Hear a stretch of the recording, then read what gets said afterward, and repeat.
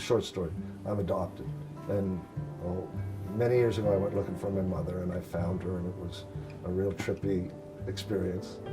And it's been an amazing thing. But she hasn't been doing too well, and she died recently. And a few years ago she had a stroke, and so she was pretty out of it this one.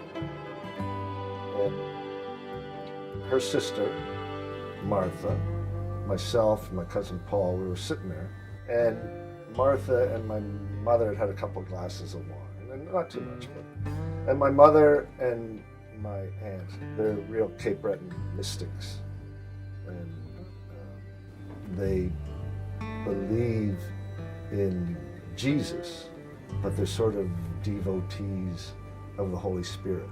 And she was sitting there, and she had just come back from the hospital with her stroke. And we were all talking, and she was quiet, and she was off in the corner, and then she just said, "There'll be 3 coffins." And we all sort of stopped and looked at her. "Oh, yeah, 3 coffins. There'll be 3 coffins. There'll be one for you," and she points at me.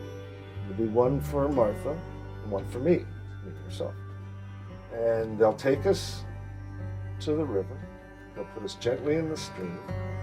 We'll float out into the ocean, we'll sink beneath the waves, and there we will stay until we become fish and start again." And I was just like, "What? That's fantastic. What are you talking about? This is brilliant. I love this." And it just stuck in my head. And I remember thinking that I should move in with her for a while and just, write down all these things. I'm such a mercenary. And that's the first song that I ever wrote with my mother. So my original name was Francis McIntyre before I was Greg Keelor. And so that was one that Francis and Mary Teresa